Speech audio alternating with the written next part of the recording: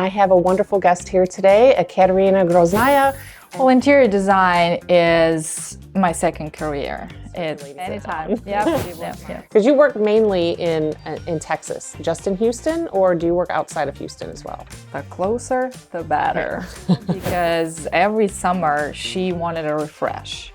You know, No, absolutely. Non-stop instead of a couple That's days. my main reason why, I want to be as close to home as possible. And I really appreciate European and, Russian architecture, Russian. Hello everyone and welcome to Design Discussions with Nadine. I'm Nadine and I have a wonderful guest here today, Ekaterina Groznaya, and she is with Studio E Designs. She's actually the owner of Studio E Designs. So she's going to sit and talk with us all things design, and thank you for joining me. It's a pleasure to have you here. Thank you so much for the invite. It's my pleasure. So to warm up the conversation, I first want to start talking about how did you get into interior design and what made you want to go into interior design? Well, interior design is my second career. It was my second degree, my second career, and I think I've always had interest in creating beautiful spaces or surroundings, organizing. I just never thought of interior design as an occupation until my daughter turned 2, and I spent 2 years with her.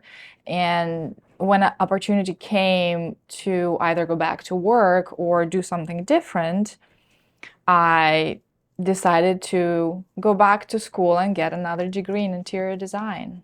A lot of people that I talk to in the industry say that ever since they were young, they always had some sort of interest in either art or design, or, as a kid, maybe like to design your bedroom or something like that. There's always something there that then moves somebody to get into this industry in the first place. So probably, I assume that was probably you as well. It was, yes, it was something. I think it's coming from my mom as well, because every summer she wanted a refresh.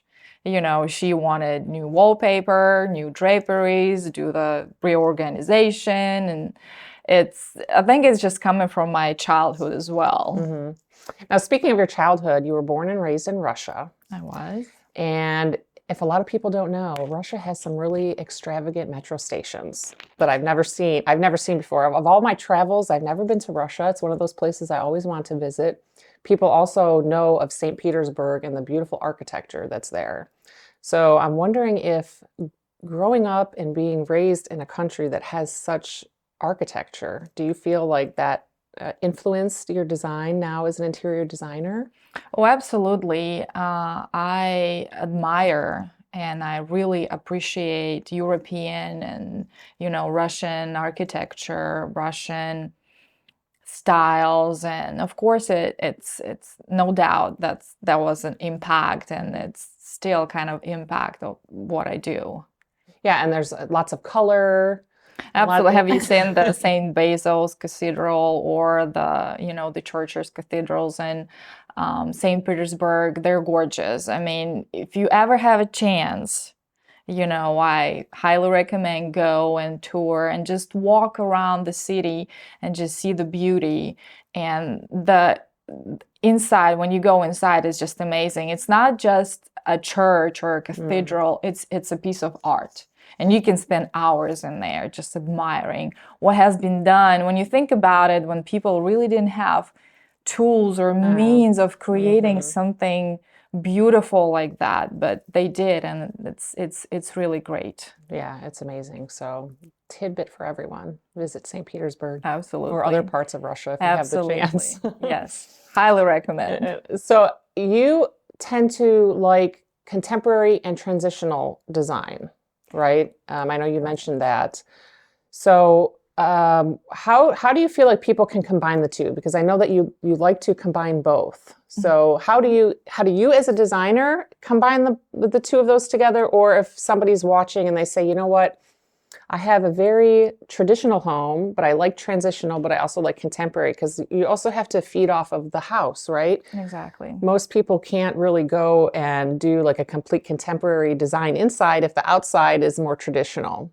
Yes, So how do you absolutely. combine those two together to give the client what they want without going so far one way or the other? Yes, it's I like working with if there's a trim work existing in the house, even if it's an older house, you can still modernize it without removing that uh, architectural details, right? So just embrace them, work with them. You can keep all of that, but you can bring more contemporary furniture and furnishings and decor. You can do all of that, and that way you can create a timeless but still a fresh look in your home. And that's really good because I think a lot of people don't think about or understand the fact that you can combine two different styles like that and get a really great look. People might think, well, I love contemporary, so I have to do everything contemporary. I mean, that's not the case. Yes, no, absolutely. You can bring more modern into a traditional home. Just make sure that they go together. Sometimes modern designs can feel cold, and I personally I love the warmth of the architectural features, and it makes it richer.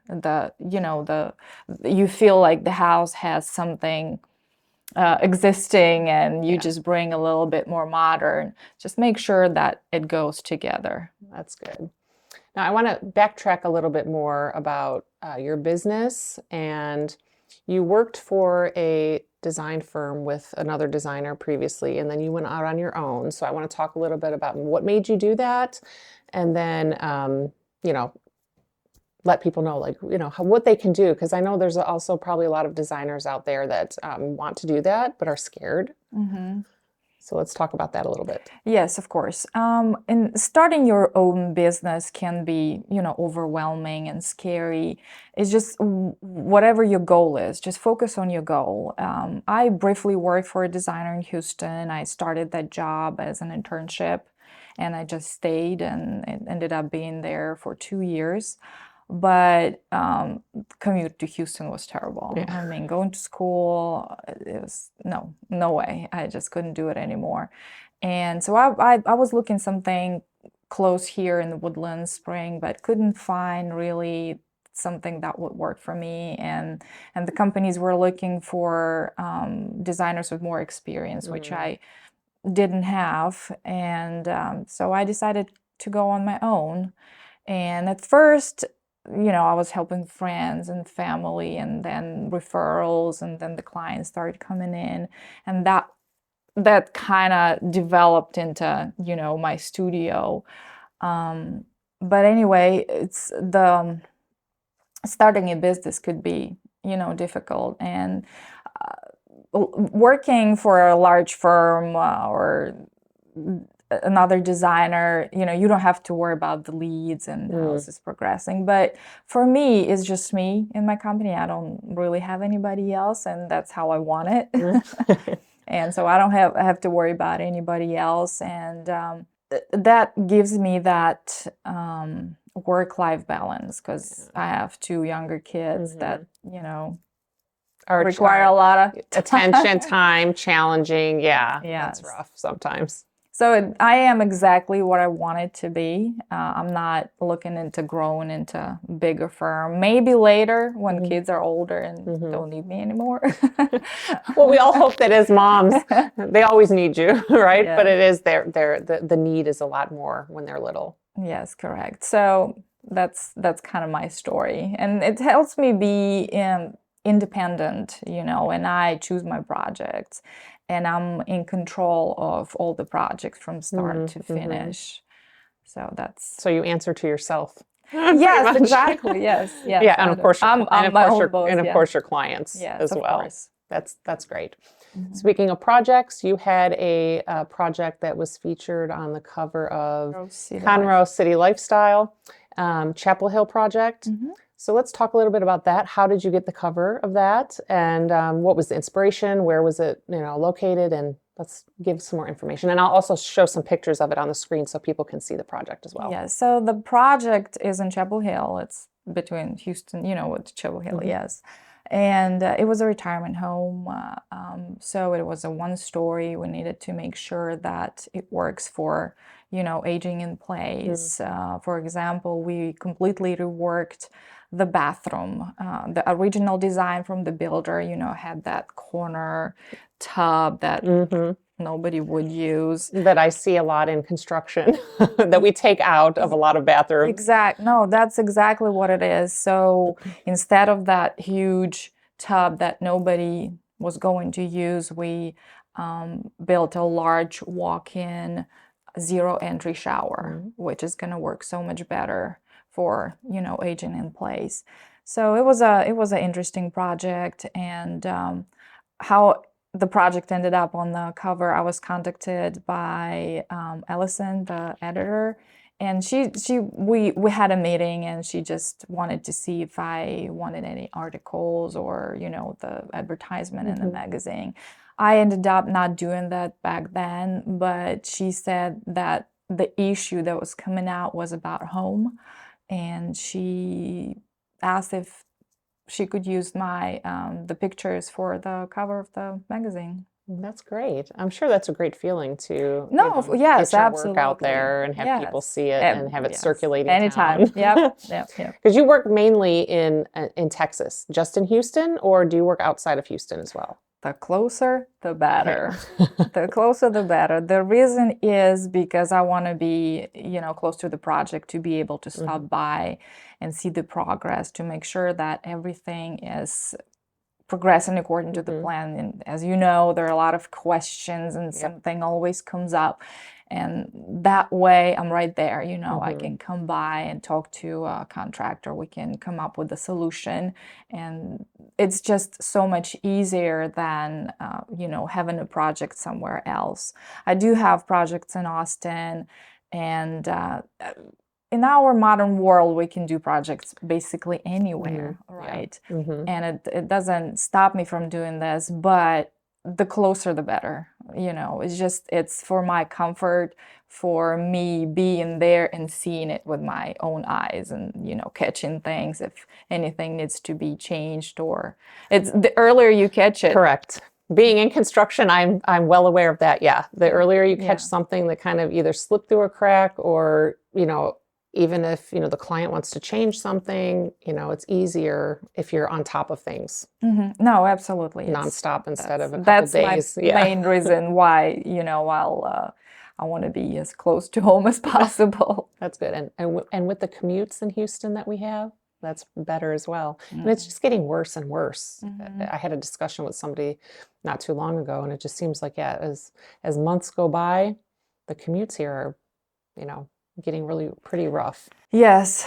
So it's better to be close to home. So that's it is good. better, yes. So then with my final question, we're going to talk about, I know you mentioned you don't really have any horror stories or anything, which I think is great. Being an interior designer, everybody I ask, has multiple. So the fact you haven't really had any, that's pretty good. But you mentioned that you have, more of a client horror story to talk about. Yes, unfortunately, it's more for a client, because the contractor was paid in full, did not finish the job, walked away, and they had to file a lawsuit. And the problem was that they sold their house, so they were ready to move in, and they had to rent another house, for the meantime.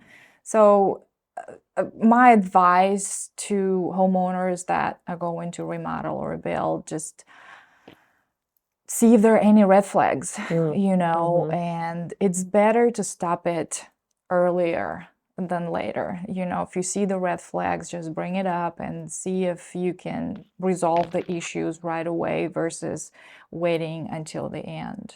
So unfortunately, that happens. Yeah, that's so unfortunate that those kind of things happen in this industry. It's very sad. So, well, thank you for sitting with me and talking about your business and all the things. I appreciate it. It was a pleasure.